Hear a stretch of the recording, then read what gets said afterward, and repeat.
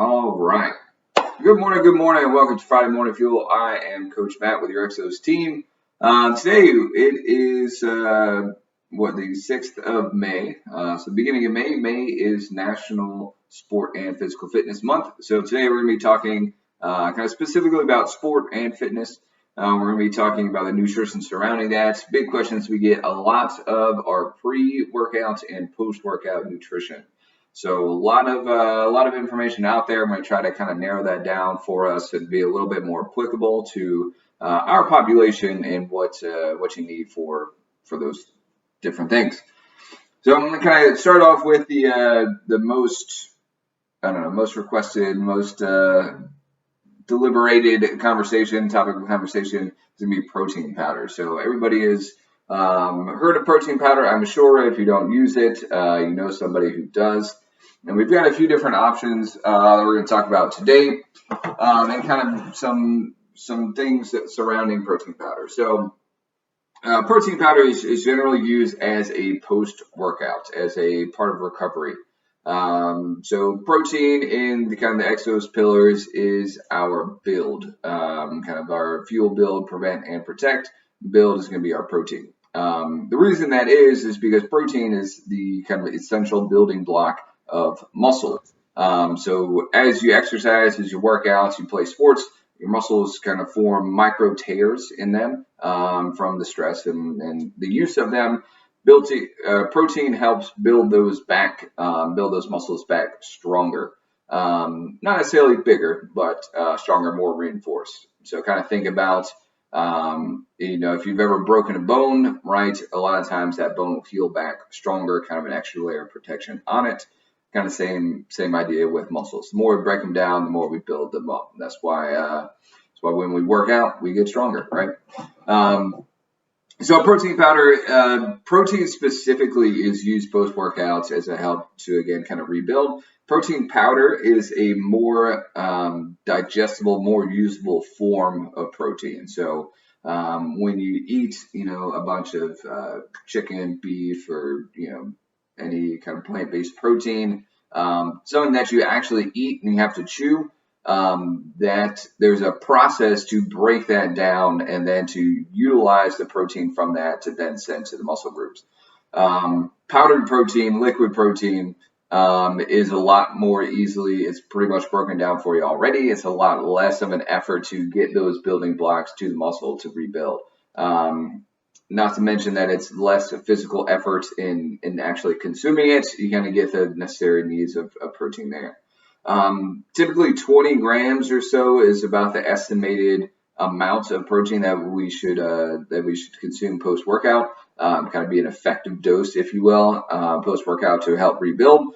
20 grams of protein via powder can go down just like that. 20 grams of a alternative meat source or protein source, could be meat, could be plant-based. So it's going to take a little bit more time to eat and break that down, to digest and to implement. So that's kind of the big benefit of protein powder. By no means am I recommending anyone to take or not to take protein powder. I'm here just to give you the information. So I'm going to kind of talk about the few that I have here as an example. The one that I personally use is from Levels, is grass-fed whey protein. A few different kinds of whey protein. There is whey protein isolate, whey protein concentrate, and hydrolyzed whey protein. I'm not going to go into the very specifics of that, but just kind of different levels of processing. The most important thing that I would say when choosing a protein powder, if choosing a protein powder, is looking at the ingredients. So for this specific one, your ingredients are grass-fed whey protein, concentrate, non-GMO sunflower lectin. Two things. So that's why I buy this one, because it's very, very few ingredients. It is what it says it is, and there's nothing else. Thing you got to be cautious of course, when choosing supplements, the laundry list of ingredients could be a lot of added chemicals, a lot of kind of emulsifiers, a lot of processed things that can then, really irritate your guts or kind of give some extra unneeded or unwanted results, I suppose. So a lot of times inflammation, like I said, some upset stomach. And a lot of that time, that filler can actually impact the quality of protein or the protein that you uptake. So the more fillers that are in there, really the less benefit it's going to be for you. So very short list of ingredients. Also check the added sugars. Oftentimes they being the companies that produce the product, can often hide a lot of things with sugar. Of course, taste would be a concern. So looking for things that are at least kind of more natural sweeteners. So if it's cane sugar or if it's, monk fruit is usually a good one.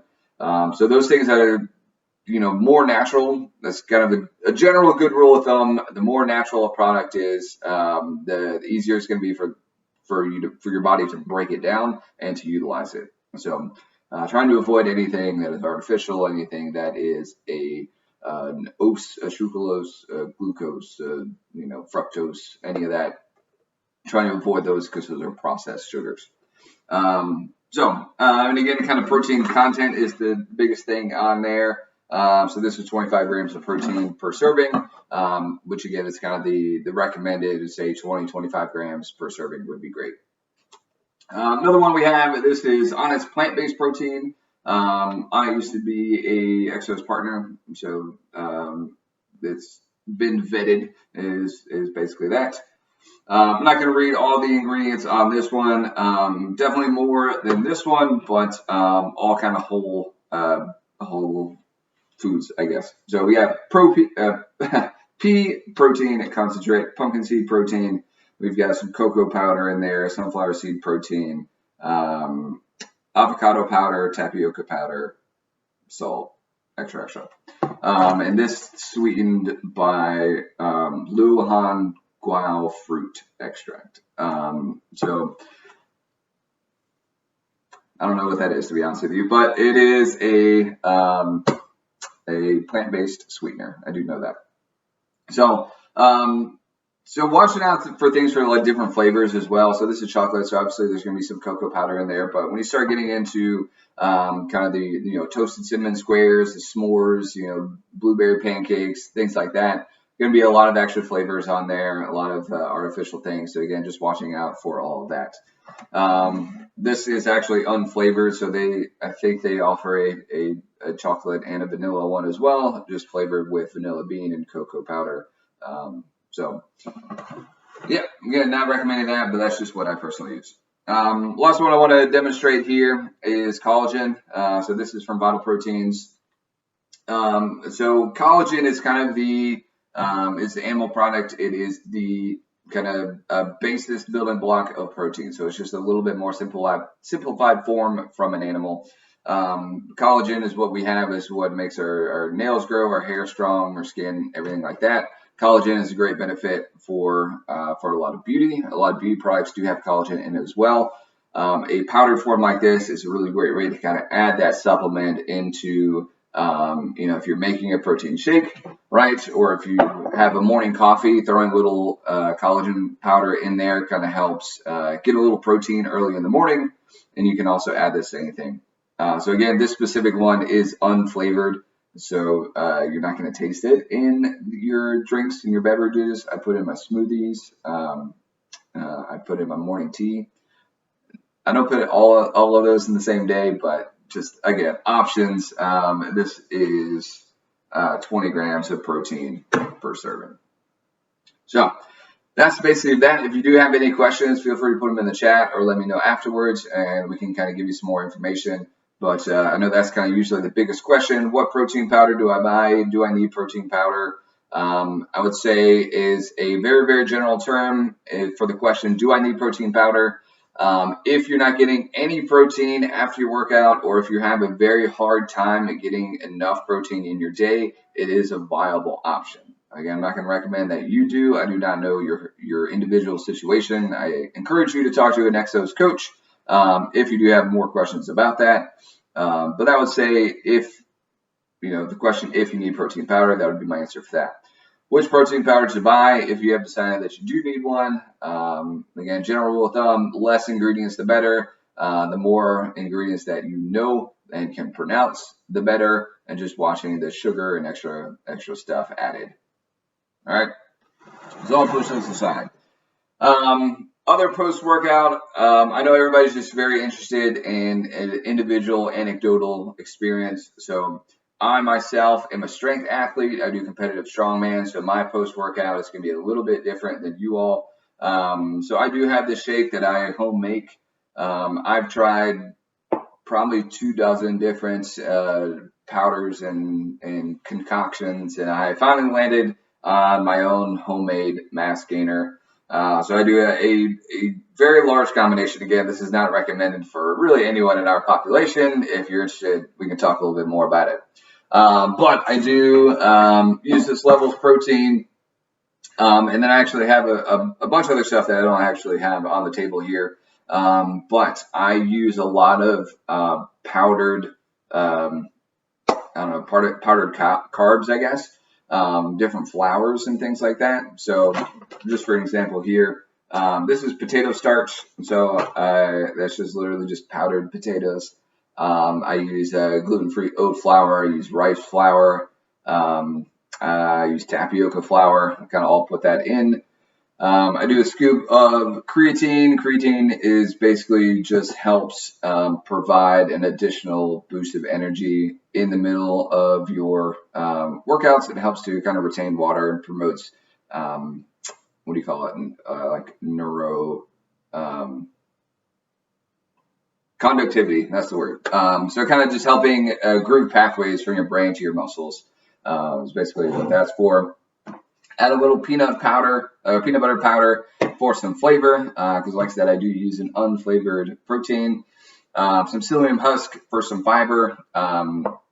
Usually most of us know that the higher your protein intake, the higher your fiber intake needs to be, just for GI concerns. And I also would increase your water intake, or just make sure you have enough water through the day as well, to make sure that's all moving nice and smoothly. Same deal, add some flaxseed, a little bit of anti-inflammatory there, in addition to the fiber. And sometimes I'll add a little cocoa powder, and that's pretty much everything. So this comes out, I think, to like 800, 850 calories with that, which is about 40 grams of protein. I would say like 90 something, 100 something grams of carbs. I have it written down somewhere, but it is definitely a full meal and a half on that, just in this little bottle. I add water. I do not add milk. I think it mixes a little better with water. But yeah, that's just my little homemade concoction. Something, like I said, over years of personal research and kind of just trial and error, really, is where we've landed on that. So, but it doesn't have to be that complicated. So this is actually my lunch for today. We've got a nice little salmon salad, and I'm going to throw some like nuts and stuff on top with this. But this can also be a very viable post-workout. So pre and post-workout, big part of this is timing of that. So with post-workout, usually the general rule of thumb is within 2 hours of finishing your workouts, getting a little bit of meal. I know a lot of us kind of work out around lunchtime or in the morning or in the evening. It kind of just works out that you do your workout, you eat breakfast, you do your workout, you eat your lunch, you do your workout, you eat your dinner. And that's totally fine. Again, biggest recommendation to that is just to make sure you have protein in that meal, whatever that meal is post-workout. Just again, shooting for about 20 grams of protein. Would recommend some carbs in there just to kind of refuel energy-wise. So there's kind of two different exercise people that feel very energized after the workout, or people that feel very tired after the workout.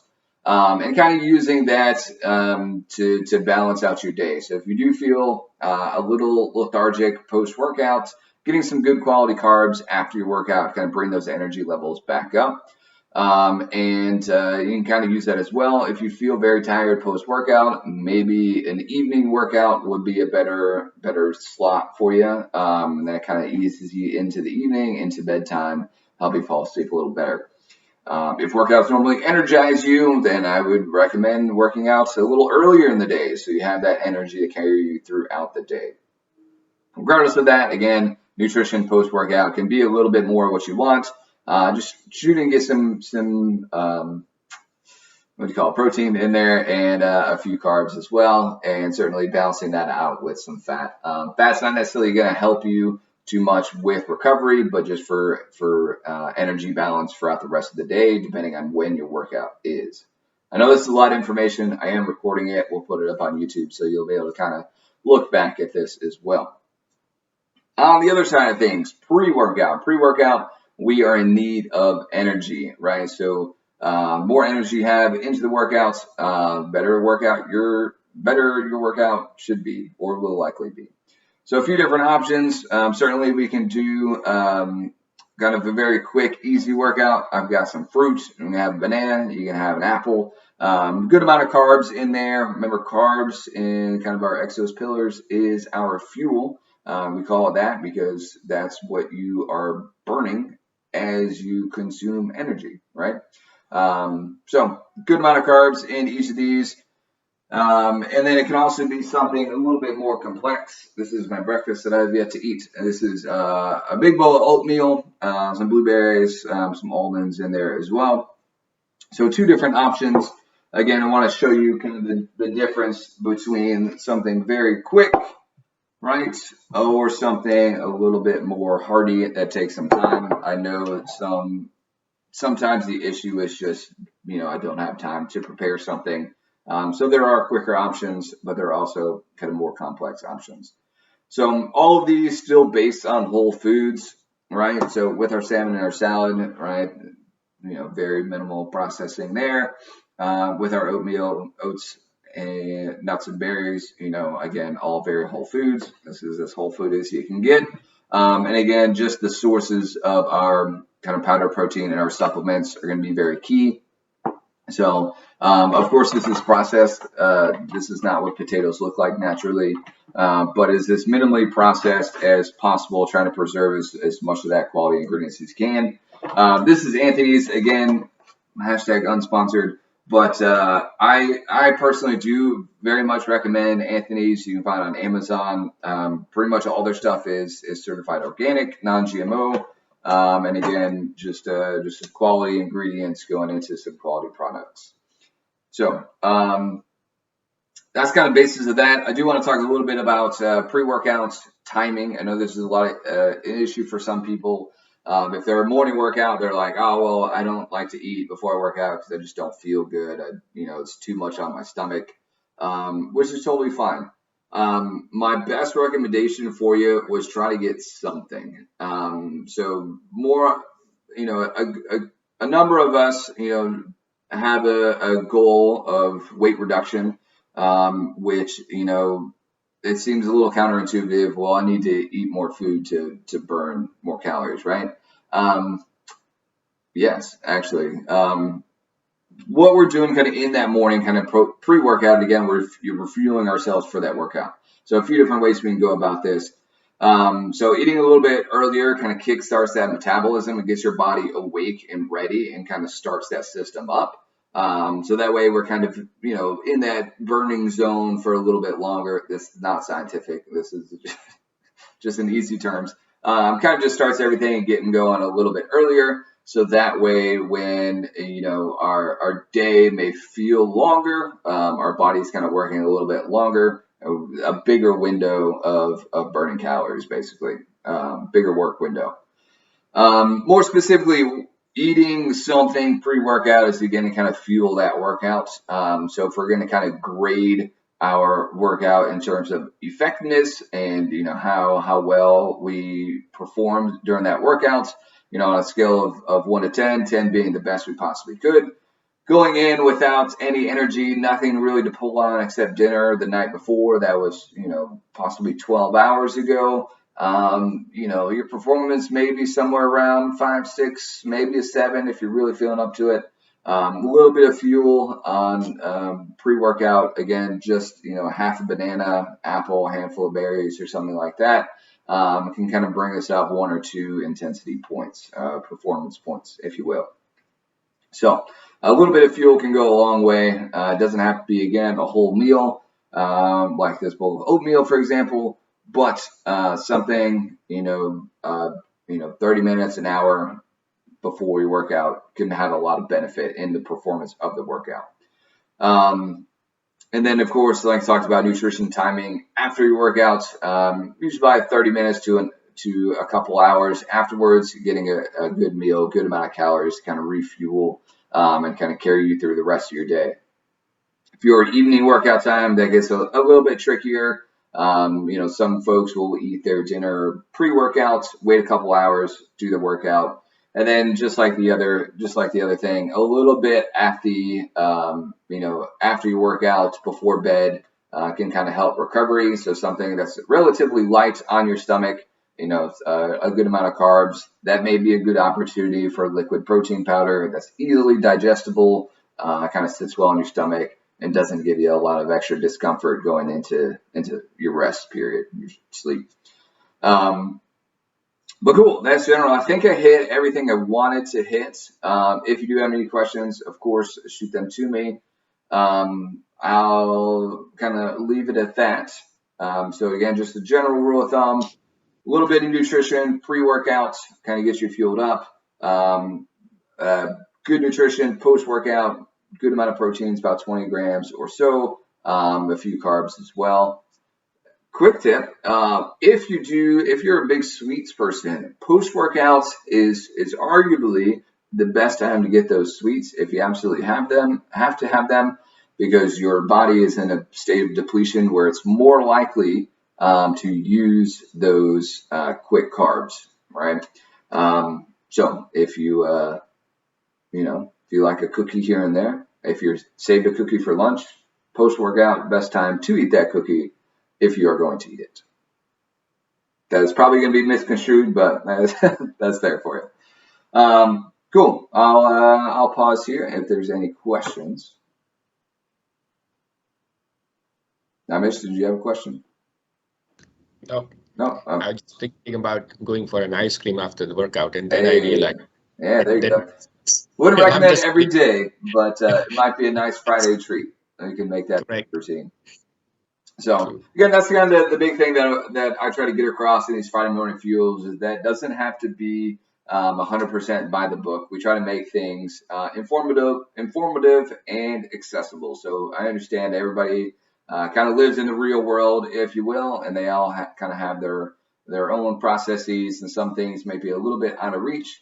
So my goal is kind of bridge that gap, and just whatever we're doing now, let's try to make one improvement kind of towards that ideal. Instead of just leapfrogging up those stairs and getting that ideal. So something accessible. So of course, if you're a big ice cream person and you love ice cream, maybe not every week or maybe not every day of the week post-workout, but it would be a great, treat on Fridays or Wednesdays to give a midday hump, something like that. But yeah, post-workout would be a great time for that. So.